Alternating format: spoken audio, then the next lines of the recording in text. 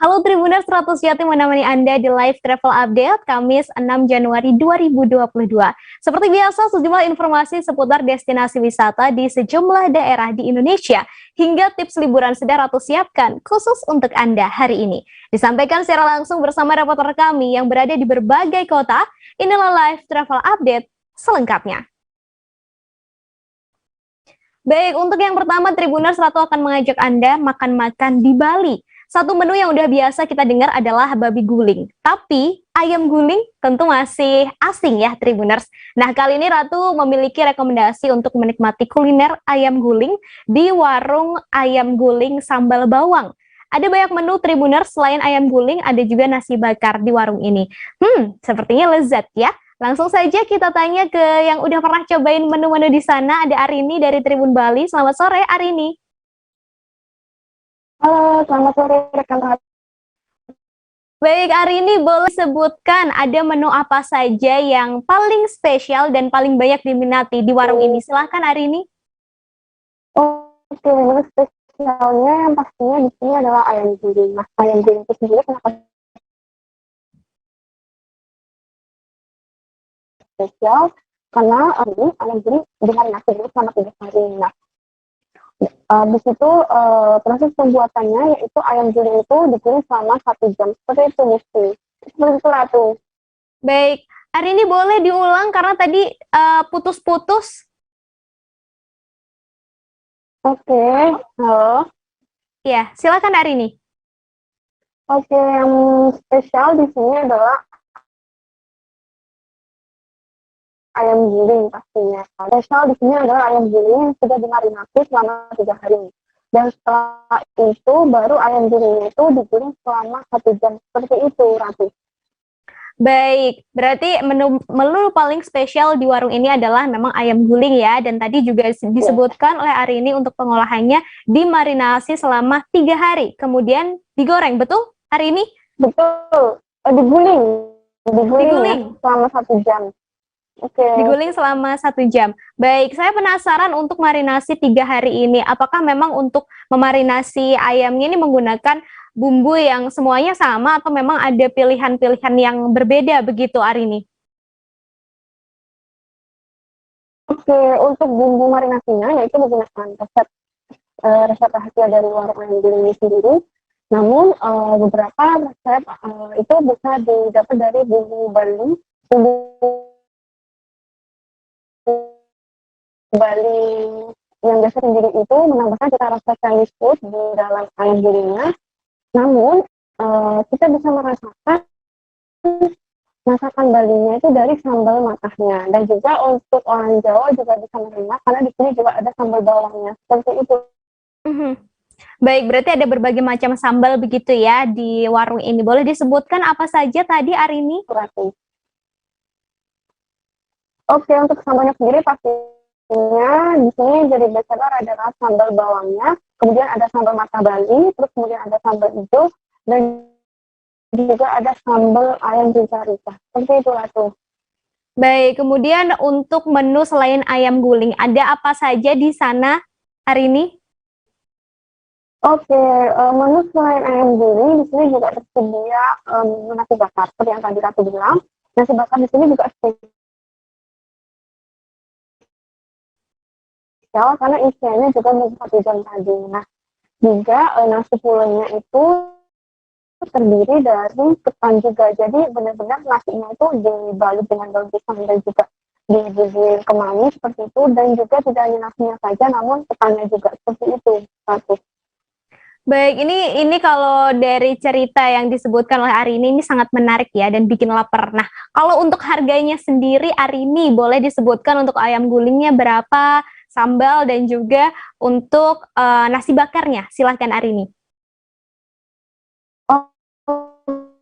Oke, untuk ayam guling, sepotong ayam guling itu harganya 15.000, sudah disajikan dengan nasi dan juga lalapan.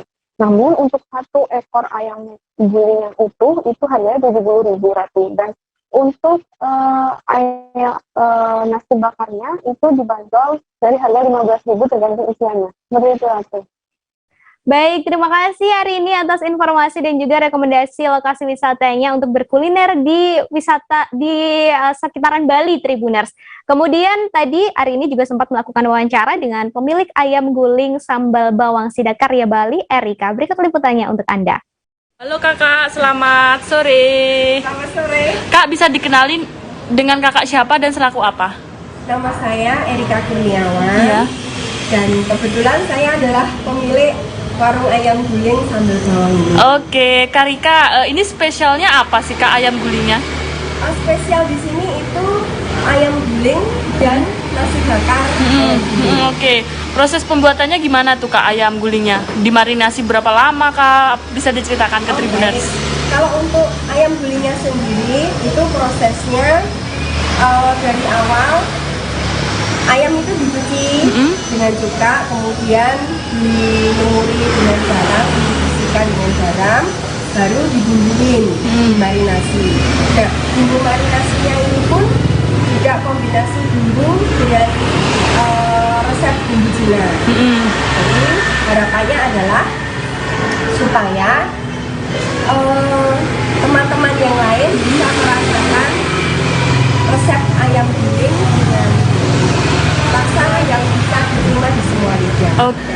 Nah, proses penggulingannya biasanya membutuhkan waktu berapa lama nih Kak? Untuk penggulingannya kurang lebih 1 jam. 1 jam ya Kak? Ya. Itu biar apa tuh? Biar bumbunya meresap Kak? Apa selain itu apa? Untuk penggulingan 1 jam itu supaya daging matang dan terutama minyak yang ada di ayam itu berkurang lebihnya.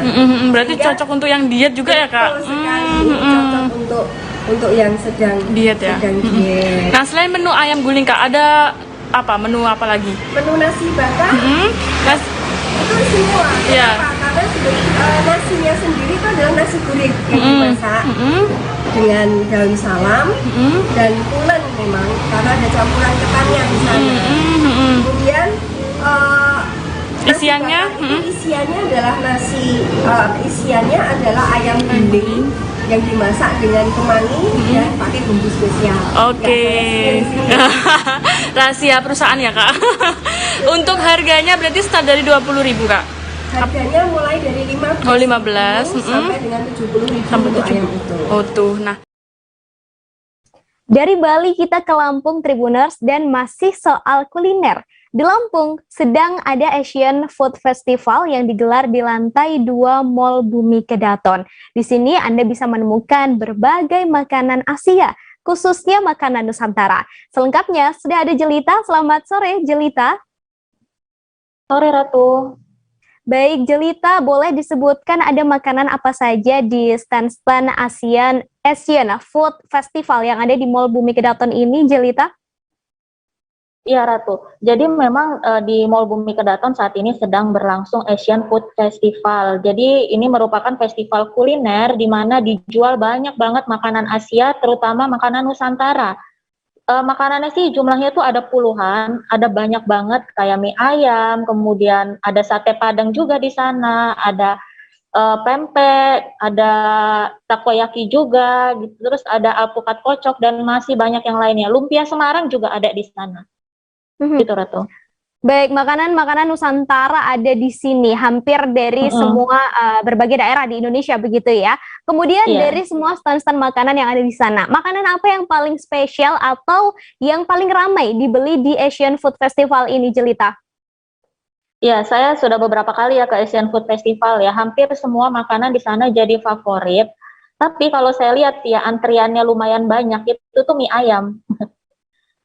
Mie ayam, terus es krim juga di sana antriannya lumayan banyak sama sate padang.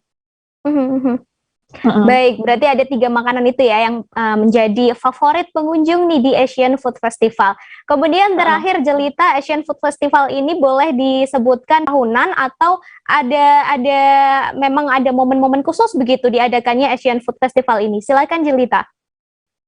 Ya, waktu Asian Food Festival ini dimulainya dari tanggal 22 Desember 2021. Awalnya itu akan berakhir di tanggal 2 Januari 2022, tapi ternyata diperpanjang. Nah, menurut informasi itu diperpanjangnya itu antara tanggal 12 Januari atau tanggal 16 Januari 2022 ini Ratu. Dan ini kalau dibilang event tahunan sih enggak juga ya, karena memang ini baru kedua kalinya lah digelar gitu. Jadi di 2021 tuh sempat di pertengahan itu digelar, kemudian berakhir dan digelar kembali itu di bulan Desember 2021. Baik, terima kasih Jelita atas informasi dan rekomendasinya untuk Anda Tribuners yang ada Iya. di Lampung ya. Ini boleh langsung mampir saja menikmati kuliner dari berbagai daerah di Indonesia di satu tempat, Asian Food Festival di Mall Bumi Kedaton. Terima kasih Jelita. Iya, Ratu. Zoological Garden atau Bazoga di Bandung, Tribuners, kabarnya ramai dikunjungi oleh wisatawan kemarin di hari libur tahun baru. Dan ada kabar gembira juga nih Tribuners, 2 ekor singa baru saja lahir di kebun binatang ini. 1 bayi singa jantan dan 1 bayi singa betina diberi nama Baha dan Gia yang lahir sejak 28 November 2021. 2 bayi singa menggemaskan ini juga menjadi daya tarik hingga membuat wisatawan berbondong-bondong mengunjungi kebun binatang. Seperti apa ya gemasnya 2 bayi singa ini? Sudah ada Putri dari Tribun Jabar. Selamat sore, Putri. Putri. Ya, halo selamat sore Ratu. Baik, Putri, boleh sebelum kita masuk ke Baha dan Gia ya, ini boleh disebutkan tepatnya lokasi dari kebun binatang ini. Silahkan Putri. Ya, jadi untuk Baha dan Gia ini tepatnya tuh sudah berada di area Cafe Simba. Jadi Bazoga atau kebun binatang Bandung ini terdapat area terbaru yaitu kawasan Afrika. Dan di sana pengunjung bisa melihat 2 anak Simba yang baru dari pasangan Melvin dan Tera. Baik, kemudian ini baru lahir di bulan November kemarin ya, Baha dan Gia. Seperti apa perawatan bayi singa ini, Putri? Ya. Jadi sejak lahir itu dari tim penjaga kebun binatang tidak ada yang menanganinya karena anak singa ini langsung dirawat oleh orang tuanya. Jadi anak-anaknya langsung disusui oleh sang ibu. Baik, kemudian untuk para wisatawan nih yang datang ke kebun binatang, apakah bisa melakukan interaksi begitu dengan Baha dan Gia atau seperti apa, Putri? Ya, jadi untuk wisatawan yang datang ke kebun binatang di area Cafe Simba, mereka bisa langsung melihat Baha dan Gia secara langsung karena si kandang itu ada di area terbuka dan untuk anak-anaknya pun berada di dalam satu kandang bersama induknya. Baik, terima kasih Putri. Terakhir untuk bisa masuk dan melihat Baha dan Gia ini berapa tiket yang harus kita bayarkan? Untuk tiket masuknya udah langsung dari harga awal yaitu 50.000 dan tidak ada biaya lagi untuk melihat Baha dan Gia. Baik, terima kasih Putri atas informasi dan juga rekomendasi lokasi wisatanya. Untuk Anda Tribuners bisa langsung mampir ya untuk melihat gemasnya Baha dan Gia, 2 bayi singa ini. Terima kasih Putri. Ya, terima kasih Ratu. Desa Tanjung Harapan di Kabupaten Lingga, Provinsi Kepulauan Riau membuat kegiatan unik di tengah-tengah masyarakat. Kegiatan ini diberi nama Talam Sehidang. Uniknya, acara Talam Sehidang ini menggambarkan kebiasaan masyarakat Melayu yang sesungguhnya sebelum adanya teknologi modern, Tribuners. Seperti apa acaranya? Sudah terhubung bersama kami, reporter dari Tribun Batam, ada Febri Yunda di sana. Selamat sore, Febri.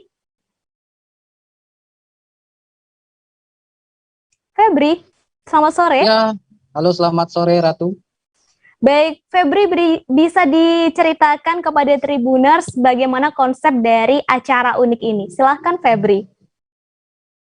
Ya baik, terima kasih Ratu. Perlu saya jelaskan ya bahwa konsep yang dibuat dalam kegiatan Talam Sehidang ini merupakan konsep yang tertutup rapi ya. Karena ketika para pengunjung memasuki wilayah ini, memasuki kegiatan ini, para pengunjung akan melihat bagaimana gambaran masyarakat Melayu pada zaman dulu, baik itu dari stand-standnya dan baik itu dari kerajinannya, baik itu dari makanan dan minuman khasnya. Dari itu masing-masing stand itu menyiapkan sebuah masakan tradisional Melayu yang khususnya lebih banyak itu diperlombakan, yaitu ada gubal sagu, Dan ketika kita masukkan diperlihatkan dengan barang-barang kuno yang kita belum pernah bisa lihat sekarang ya, dan di dalam stand tersebut tidak ada satupun teknologi modern, jadi semuanya serba kuno. Jadi memang ketika kaum milenial yang nggak tahu ya gimana itu masyarakat Melayu pada tempo dulu, kaum milenial bisa mendatangi tempat ini ya, karena memang tersusun rapi, di mana untuk konsep talam sehidang tadi ya merupakan sebuah konsep makan bersama. Talam itu merupakan sebuah napan yang berbentuk bulat, dan sehidang itu merupakan satu ya makan bersama. Jadi talam sehidang itu merupakan suku Melayu yang saat ini masih terus dikembangkan, yang merupakan ketika kita makan satu talam sehidang itu ada 4 atau 5 orang yang makan ya. Jadi konsepnya itu dalam talam sehidang ini itu merupakan konsep kekeluargaan, kebersamaan, dan bisa saling bersilaturahmi dalam menjaga hubungan baik. Begitu, Ratu. Baik, ini menarik sekali ya, Febri, karena ada banyak sekali makna dalam satu acara. Nah, untuk di Talam Sehidang ini, apakah ada rangkaian kegiatan lain yang tentunya bisa menambah daya tarik di acara Talam Sehidang ini, Febri? Baik, Ratu, tentunya banyak sekali ya untuk konsep yang menarik sehingga menjadi daya tarik kepada para pengunjung yang datang ke sini. Jadi mungkin ya salah satu konsep yang menarik di sini ya, kegiatan yang menarik itu ketika pengunjung ini diharuskan untuk pergi ke sini, diharuskan untuk memakai dress code baju kurung Melayu. Jadi memang semua masyarakat di sana yang datang itu, khususnya di Malam Puncak pada malam itu berbaju kurung Melayu. Selain itu ada juga tradisi dari masyarakat Melayu, yaitu sebuah fashion show yang menggambarkan bagaimana sih adat perkawinan Melayu itu, sehingga dari fashion show tersebut terlihat bagaimana konsep baju Melayu. Tidak hanya itu, Desa Tanjung Harapan ini juga membuat sebuah lomba stand ya. Jadi masing-masing stand itu memiliki ciri khas yang unik ya, baik itu dari segi makanan, dari busananya, dan berbagai macam. Dan salah satunya yang saya sebutkan tadi, Gubal Sagu, itu diperlombakan di situ. Gubal Sagu sendiri perlu saya sampaikan bahwa itu merupakan makanan ciri khas Kabupaten Lingga yang saat ini masih berkembang, dan memang sagu sendiri merupakan bahan pokok untuk membuat makanan khas di Kabupaten Lingga sendiri. Begitu, Ratu. Kemudian Febri, ini kan karena acaranya juga sangat menarik begitu ya. Ini seperti apa antusias dari masyarakat di sana saat kegiatan ini, Febri? Baik, Ratu, untuk antusias masyarakat sendiri ya itu sangat luar biasa ya. Bahkan ratusan masyarakat mengunjunginya pada malam puncak malam tadi ya, itu sangat luar biasa ya. Terlihat dari mana corak baju kurungnya mewarnai acara tersebut. Sehingga malam tadi juga dihadirkan oleh Bupati Lingga bersama istrinya dan juga Ketua DPRD Kabupaten Lingga, dengan mereka bersama dibuat satu tempat untuk makan talam sehidang. Jadi disitulah konsepnya, talam sehidang makan bersama, yang mana kita ketahui Ratu saat ini untuk masyarakat sendiri itu mengenal makan bersama itu hanya untuk makan prasmanan. Nah, disinilah untuk masyarakat Melayu sendiri itu lebih dikenal dengan makan sehidang. Jadi untuk antusias masyarakat ketika melihat kegiatan ini, mereka seperti melihat kenangan masa lalu ya, pada orang tua, yang mana mereka melihat seperti memasak itu tidak ada teknologi modern ya, seperti memakai rice cooker, tapi masih memakai tungku api dan kayu bakar sebagai untuk membakar atau memasak makanan. Jadi memang antusias masyarakat sangat luar biasa. Sehingga mereka sampai larut malam untuk melihat kegiatan tersebut. Demikian, Ratu.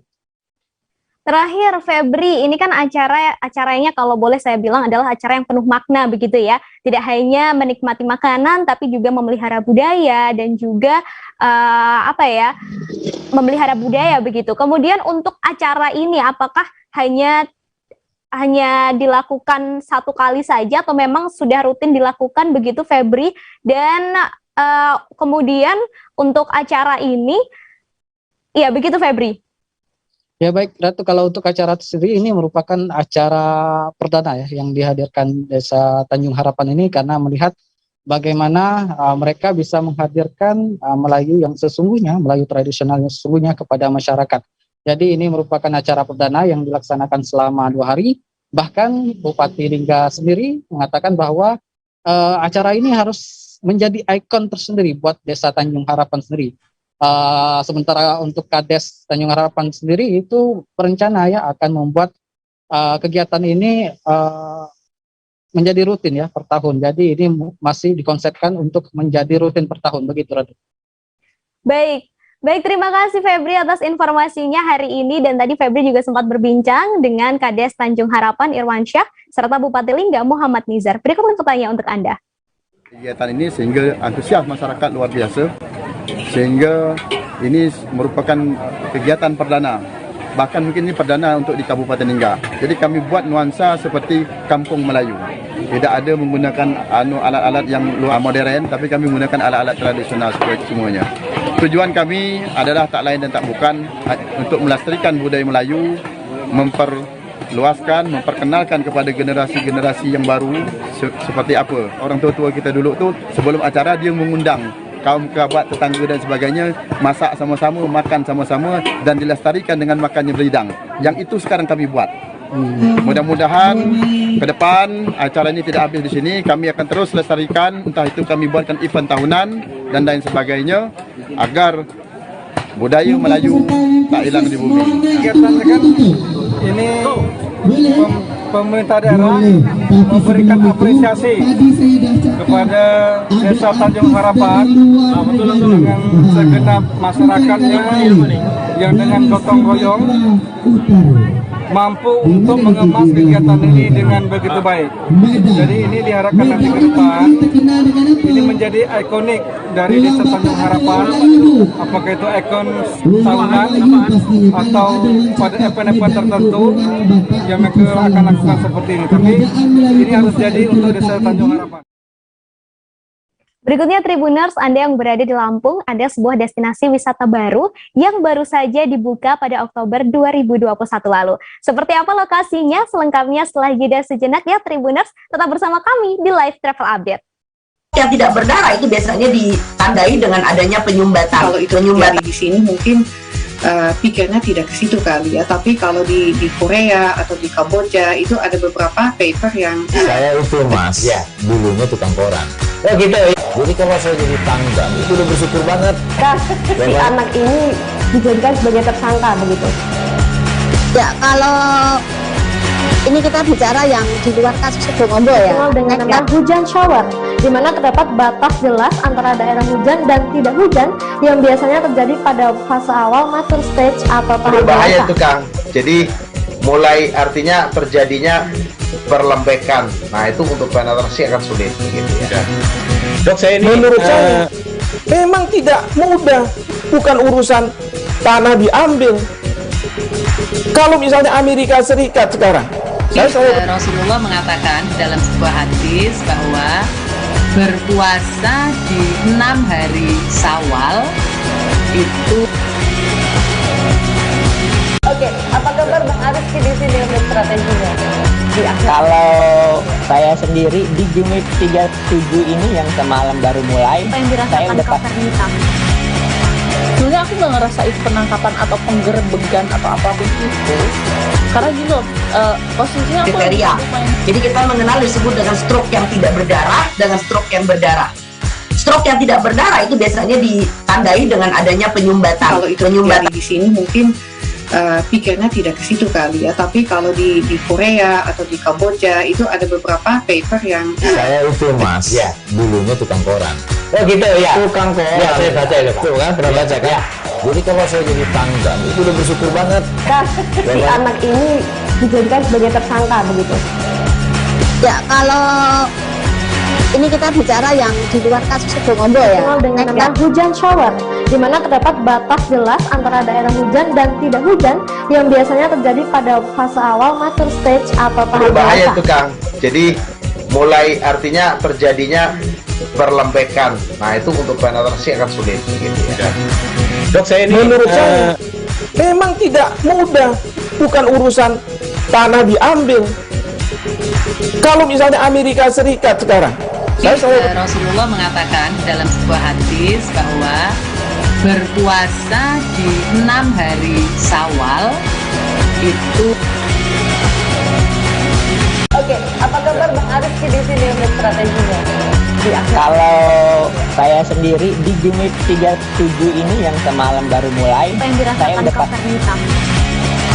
Sebenarnya aku nggak ngerasain penangkapan atau penggerebegan atau apapun itu, karena gini loh, posisinya aku Kriteria. Jadi kita mengenal disebut dengan stroke yang tidak berdarah dengan stroke yang berdarah. Stroke yang tidak berdarah itu biasanya ditandai dengan adanya penyumbatan. Kalau itu terjadi di sini mungkin pikirnya tidak ke situ kali ya, tapi kalau di Korea atau di Kamboja itu ada beberapa paper yang Saya itu Mas, ya dulunya tukang koran. Oh gitu ya. Tukang koran. Ya, saya baca itu Pak. Tuh kan pernah baca kan? Ya. Jadi kalau saya jadi tanggal itu udah bersyukur banget. Kak, si anak ini dijadikan sebagai tersangka begitu? Ya, kalau ini kita bicara yang di luar kasus Situbondo ya. Dengan nama hujan shower, di mana terdapat batas jelas antara daerah hujan dan tidak hujan yang biasanya terjadi pada fase awal mature stage atau tahap Berbahaya dewasa. itu Kang. Jadi mulai artinya terjadinya perlembekan. Nah itu untuk penetrasi akan sulit gitu ya. Dok, saya ini menurut saya memang tidak mudah, bukan urusan tanah diambil. Kalau misalnya Amerika Serikat sekarang, Rasulullah mengatakan dalam sebuah hadis bahwa berpuasa di 6 hari Syawal itu. Oke, apa kabar Bang Arif di sini untuk strateginya? Kalau saya sendiri di Jumit 37 ini yang semalam baru mulai, Apa yang saya dirasakan udah Kak Fernita? sebenarnya aku nggak ngerasain penangkapan atau penggerebegan atau apapun itu, karena gini loh, posisinya aku Kriteria. Jadi kita mengenal disebut dengan stroke yang tidak berdarah dengan stroke yang berdarah. Stroke yang tidak berdarah itu biasanya ditandai dengan adanya penyumbatan. kalau itu terjadi di sini mungkin pikirnya tidak ke situ kali ya, tapi kalau di Korea atau di Kamboja itu ada beberapa paper yang Saya itu Mas, ya dulunya tukang koran. Oh gitu ya. Tukang koran. Ya, saya baca itu Pak. Tuh kan pernah baca kan? Ya. Jadi kalau saya jadi tanggal itu udah bersyukur banget. Kak, si anak ini dijadikan sebagai tersangka begitu? Ya, kalau ini kita bicara yang di luar kasus Situbondo ya. Dengan nama hujan shower, di mana terdapat batas jelas antara daerah hujan dan tidak hujan yang biasanya terjadi pada fase awal mature stage atau tahap Berbahaya dewasa. itu Kang. Jadi mulai artinya terjadinya perlembekan. Nah itu untuk penetrasi akan sulit gitu ya.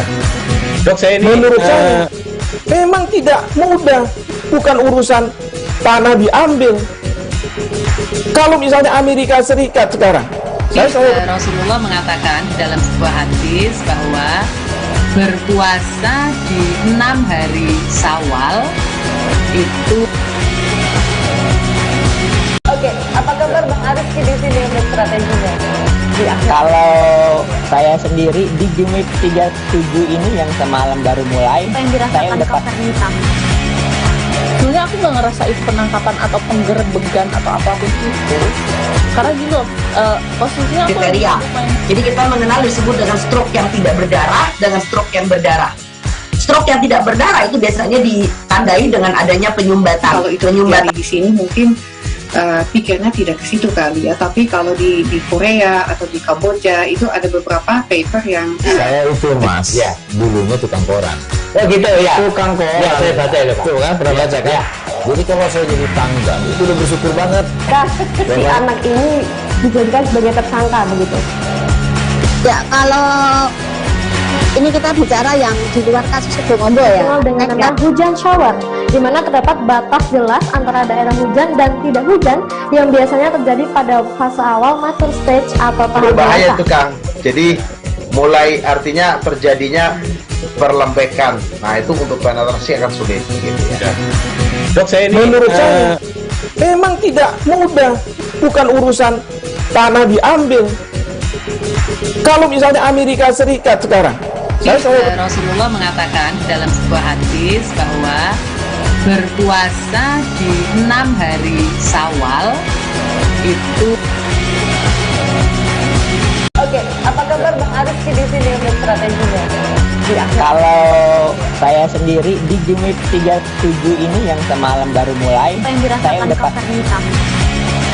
Sebenarnya aku nggak ngerasa itu penangkapan atau penggerebegan atau apapun itu, karena gini loh, posisinya aku Kriteria. Jadi kita mengenal disebut dengan stroke yang tidak berdarah dengan stroke yang berdarah. Stroke yang tidak berdarah itu biasanya ditandai dengan adanya penyumbatan. Kalau itu terjadi di sini mungkin pikirnya tidak ke situ kali ya, tapi kalau di Korea atau di Kamboja itu ada beberapa paper yang Saya itu mas, ya dulunya tukang koran. Oh gitu ya. Tukang koran. Ya saya baca itu pak. Tuh kan pernah baca kan? Ya. Jadi kalau saya jadi tanggal itu udah bersyukur banget. Si anak ini dijadikan sebagai tersangka begitu. Ya kalau ini kita bicara yang di luar kasus itu ngobrol ya. Dengan nama hujan shower, di mana terdapat batas jelas antara daerah hujan dan tidak hujan yang biasanya terjadi pada fase awal mature stage atau tahap Berbahaya dewasa. itu Kang. Jadi mulai artinya terjadinya perlembekan. Nah itu untuk penetrasi akan sulit. Gitu, ya. Dok, saya ini menurut saya memang tidak mudah, bukan urusan tanah diambil. Kalau misalnya Amerika Serikat sekarang, Rasulullah mengatakan dalam sebuah hadis bahwa berpuasa di 6 hari Syawal itu. Oke, apa kabar Bang Arif di sini untuk strateginya? Kalau saya sendiri di Gimik 37 ini yang semalam baru mulai, Apa yang saya dirasakan udah Kapten Hitam? Sebenarnya aku nggak ngerasa itu penangkapan atau penggerebegan atau apapun itu, karena gini loh, posisinya aku Kriteria. Jadi kita mengenal disebut dengan stroke yang tidak berdarah dengan stroke yang berdarah. Stroke yang tidak berdarah itu biasanya ditandai dengan adanya penyumbatan. kalau itu terjadi di sini mungkin pikirnya tidak ke situ kali ya, tapi kalau di Korea atau di Kamboja itu ada beberapa paper yang Saya itu mas, ya dulunya tukang koran. Oh gitu ya. Tukang koran. Ya saya baca itu pak. Tuh kan pernah baca kan? Ya. Jadi kalau saya jadi tanggal itu udah bersyukur banget. Si anak ini dijadikan sebagai tersangka begitu. Ya kalau ini kita bicara yang di luar kasus itu ngobrol ya. Dengan nama hujan shower, di mana terdapat batas jelas antara.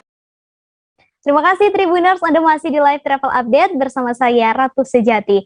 Nah, Tribuners, jika Anda berkunjung ke Kabupaten Minahasa Utara, tak lengkap rasanya jika tak mengunjungi pemandian Tumetenden di Kelurahan Air Madidi Bawah, Kecamatan Air Madidi. Di sini Anda bisa menemukan air yang bila diminum, Tribuners, ini dipercaya bisa menyembuhkan berbagai penyakit.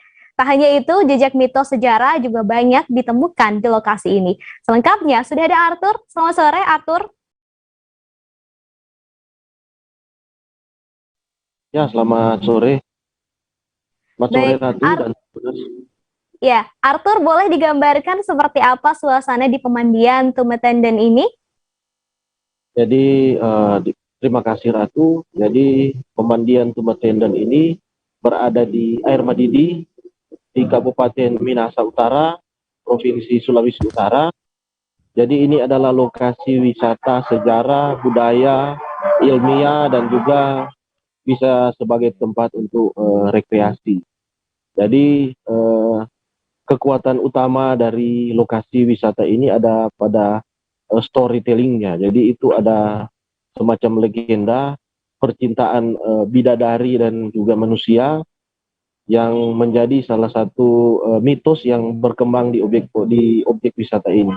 Jadi untuk objek wisata ini sendiri memiliki sebuah kolam yang menjadi tempat pemandian, kemudian di sekelilingnya ada taman-taman dengan pepohonan dan juga bunga-bunga, dan ada pula di situ semacam lokasi pentas budaya, dan ada juga bersisian dengan lokasi tersebut ada semacam museum, dan juga ada waruga, dan yang utama di situ ada 9 pancuran air. Jadi air di situ sering digunakan oleh warga untuk mandi, untuk minum, bahkan air di situ bisa langsung diminum, dan oleh sejumlah warga masih mempercayai bahwa air itu memiliki khasiat tertentu. Jadi ini objek wisata budaya yang sangat lengkap. Jadi di situ ada semacam tempat budaya, ada legenda, ada storytelling, ada mitos, ada juga panggung budaya, ada juga taman, ada juga di situ museum. Jadi ini menjadi lokasi yang tidak bisa untuk tidak dikunjungi jika pesiar ke Minahasa Utara. Demikian. Baik, tadi disebutkan oleh Arthur bahwa di pemandian Tumatenden ini ada legendanya. Begitu, boleh diceritakan sedikit Arthur tentang legenda yang ada di tempat ini? Jadi ini mirip-mirip cerita Joko Tarub di, kalau tidak salah, di Jawa Barat ya. Jadi ini ada 9 bidadari yang mandi, kemudian ada seorang pemuda yang dia berhasil mencuri selendang dari bidadari itu. Kemudian bidadari itu tidak bisa lagi kembali ke kayangan, kemudian hidup bersama dengan pria itu dan kemudian melahirkan anak. Jadi anak ini adalah leluhur dari warga yang mendiami di Minahasa Utara. Jadi ini adalah semacam legenda, semacam mitos yang jejak-jejak mitos itu ada di lokasi wisata tersebut. Jadi ada kolamnya, kemudian ada juga patung bidadari itu, kemudian juga ada 9 pancuran yang melambangkan 9 bidadari. Jadi ini filosofi Tumatenden ini bukan cuma hidup di ranah sosial budaya, tapi juga dia hidup di ranah politik, karena banyak sekali kejadian-kejadian politik yang diidentikan dengan peristiwa legenda di lokasi tersebut, apalagi menyangkut kaum wanita. Demikian. Baik, kemudian tadi disebutkan juga oleh Arthur bahwa pemandian Tumatenden ini termasuk lokasi wisata yang cukup komplit begitu ya. Nah, untuk perhatian dari pemerintah setempat sendiri terhadap lokasi ini seperti apa, Arthur? Jadi Kabupaten Minahasa Utara dengan Likupangnya itu masuk daerah pariwisata super prioritas di Indonesia. Jadi ada 5 daerah super pariwisata prioritas, salah satunya Likupang, Minahasa Utara. Jadi daerah pariwisata, objek wisata ini menjadi salah satu penyangga dari Likupang. Jadi ada banyak varian wisata di Minahasa Utara karena Likupang itu dia mengandalkan pantai, sementara objek wisata ini dia mengandalkan kultur atau kebudayaan. Jadi ini memang sudah menjadi salah satu tempat yang selalu mendapat perhatian dari pemerintah, karena di situ memang menjadi salah satu pusat kebudayaan di Minahasa Utara, dan ke depan dengan kolaborasi dari pemerintah pusat, pemerintah provinsi, dan pemerintah daerah akan menata tempat itu, menjadikannya sebagai objek wisata penyangga dari DPSP Likupang yang segera running pada tahun ini. Demikian, Ratu. Baik, terima kasih Arthur atas rekomendasi lokasi wisatanya pemandian Tumatenden Tribuners di Minahasa Utara. Terima kasih, Arthur. Terima kasih, Ratu. Sebuah wisata baru di Bandar Lampung ini bisa menjadi pilihan untuk akhir pekan nanti, Tribuners. Destinasi wisata tersebut bernama Bendungan Sumur Putri yang baru diresmikan pada Oktober 2021 lalu. Tak hanya menawarkan pemandangan bendungan saja, di lokasi ini juga ada pemandian air panas yang penuh legenda. Selengkapnya ada Agustina di sana. Selamat sore, Agustina.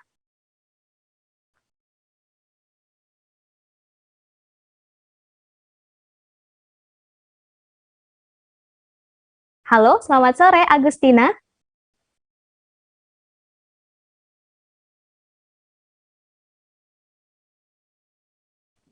Ya, selamat sore, Ratu.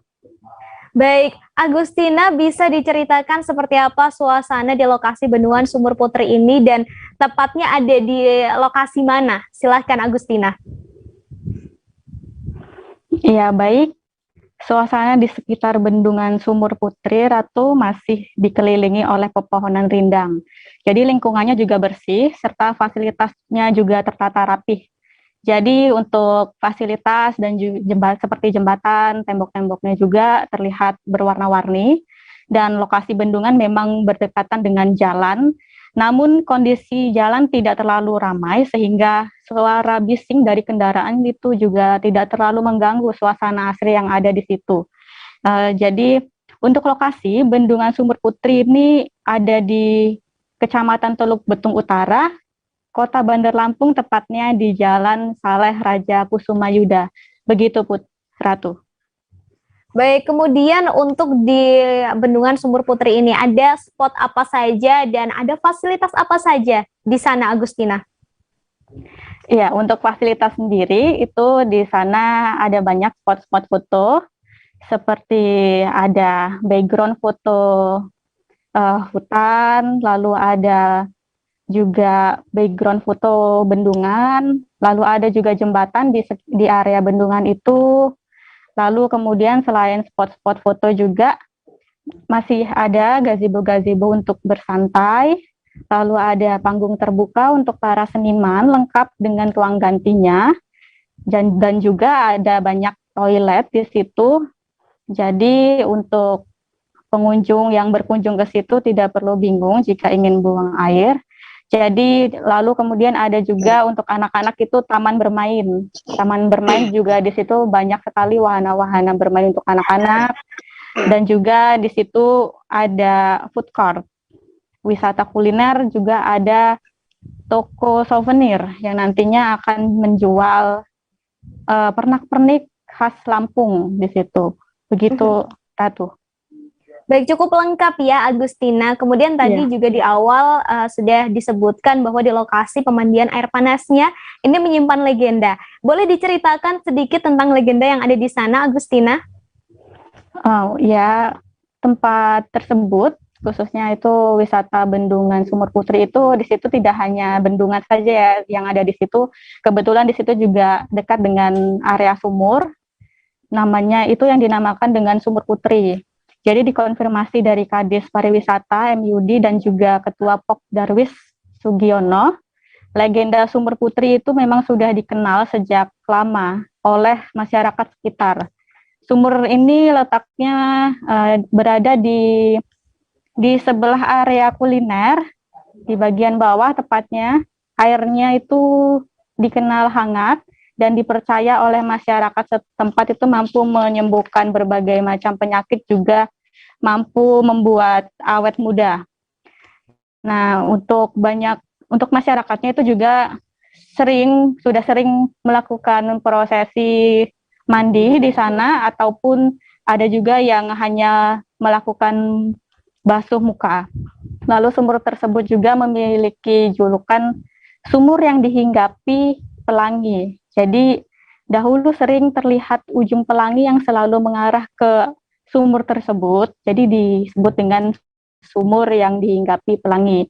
Dan sumur tersebut juga ada di beberapa titik di situ. Jadi tidak hanya di situ saja, kurang lebih ada 3 titik ya. Lalu tidak hanya itu juga legendanya yang tertanam oleh masyarakat di situ. Dahulu juga di sungai akar yang menjadi aliran bendungan itu juga memiliki sejarah, Ratu. Jadi di situ bernama Kapal de Brouw. Kapal de Brouw adalah kapal dagang VOC Belanda, di mana dia terdampar karena letusan Gunung Krakatau. Nah, di situ juga kapal tersebut jadi ada peninggalannya di situ, dan di area terdamparnya kapal itu juga kampung di situ dinamai dengan Kampung de Brouw. Begitu, Ratu. Baik, berarti selain lokasi wisatanya yang cukup indah, tapi ternyata juga menyimpan banyak legenda dan juga sejarah ya, Agustina. Lalu, Agustina, untuk jika ingin menghilangkan penat, ini kapan waktu yang paling tepat untuk menyambangi Bendungan Sumur Putri ini? Dan apakah memang ada jam buka dan tutupnya? Lalu untuk tarif khususnya juga apakah ada, Agustina? Silahkan. Untuk pengunjung yang penat dan ingin berkunjung ke wisata Bendungan Sumur Putri itu bisa berkunjung setiap hari, mulai dari pukul 6 pagi sampai dengan pukul 8 malam. Jadi tarifnya di situ masih digratiskan untuk masyarakat umum. Jadi tidak ada tarif yang ditentukan dari sana. Begitu, Ratu. Baik, terima kasih Agustina atas informasi dan rekomendasi lokasi wisatanya. Tadi Tribuners, Agustina juga sempat melakukan wawancara dengan Sekretaris Dinas Pariwisata Kota Bandar Lampung, Dirmansyah. Berikut liputannya untuk Anda. Ada acara menyambut bulan Ramadan, biasanya ada acara masyarakat ya, keagamaan di sini. Sekaligus ya, ini adalah bendungan yang dibangun oleh pemerintah untuk sebagai air baku ya, sumber air baku PDAM.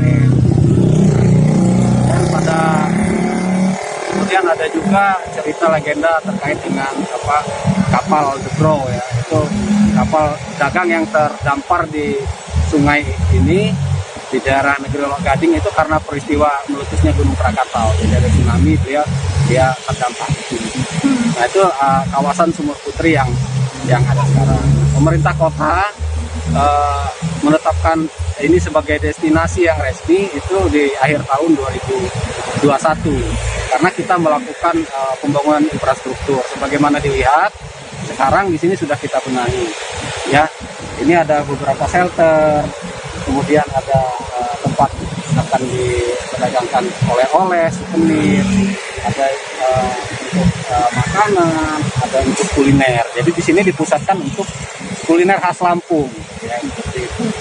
Nah kemudian tempat fotonya ada di sana, kemudian sudah dibangun juga jembatan, ya, yang mengarah view-nya sangat baik sekali. Kemudian ada juga beberapa panggung, ya. Ada 2 panggung besar yang kita siapkan untuk para seniman atau penampilan budaya oleh masyarakat sekitar ini, sehingga diharapkan kepariwisataan Kota Bandar Lampung itu semakin meriah dan banyak yang akan hadir di sini. Mungkin itu yang bisa kami jelaskan ya. Kawasan Sumur Putri. Baik, terima kasih Pak. Masih dalam suasana liburan awal tahun Tribuners, Anda harus mencoba serunya meluncur dari ketinggian 10 meter di Pemandian Serayu Samarinda. Lokasinya berada di Jalan Serayu, Kelurahan Tanah Merah, Kecamatan Samarinda Utara, Provinsi Kalimantan Timur. Di Pemandian Serayu ini terdapat arca pentung dan 8 stupa khas Borobudur. Jadi selain bisa bermain air, Anda bisa berfoto-foto ria di lokasi yang instagramable ini. Seperti apa ya keseruannya? Sudah ada Nefri. Halo, selamat sore Nefri. Halo, selamat sore. Baik, Nefri boleh dijelaskan rute untuk menuju ke Pemandian Serayu ini dan seperti apa aksesnya? Silahkan Nefri. Ya, untuk ke Pemandian Serayu ini, alamatnya ini di Jalan Poros Samarinda Bontang, perbatasan antara Kota Samarinda dengan Kabupaten Kutai Kartanegara maupun arah menuju Kota Bontang dan Tangata, Kabupaten Kutai Timur. Bisa ditempuh jaraknya itu sekitar 1 jam dari pusat kota. Kemudian kalau dari terminal terdekat itu terminal Lempake Samarinda Utara Kalimantan Timur itu sekitar 30 menit ya. Bisa ditempuh menggunakan roda 4 maupun roda 2. Kemudian akses untuk masuk ke sini Pemandian Serayu itu terdiri dari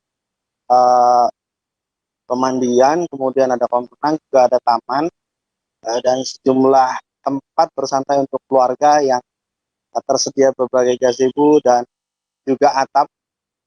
Kemudian masuknya itu tiket di situ bayar 20.000 mulai usia anak-anak hingga dewasa. Jadi kalau dituju dari sana itu aksesnya bisa roda 4 maupun roda 2 dan akses jalan menuju ke sana alhamdulillah sudah cukup baik, jalan cukup bagus. Baik, kemudian Nefri tadi sudah sedikit dijelaskan ya tentang fasilitas-fasilitas yang ada di sana. Ada fasilitas apa lagi mungkin yang belum disebutkan, dan tadi juga untuk tiket masuknya juga sudah diberitahukan, dan untuk bisa menikmati fasilitas-fasilitas yang ada di sana, apakah harus membayarkan biaya tambahan atau sudah cukup menggunakan biaya saat tiket masuk itu saja? Silakan Nefri. Siap. Bagi setiap pengunjung itu yang berkunjung ke Pemandian Serayu, itu kalau misalnya mau menikmati makanan minuman bisa beli di kantin yang tersedia. Kemudian kalau misalnya mau mandi itu juga tersedia, ada 16 pemandian atau tempat basuh, juga toilet.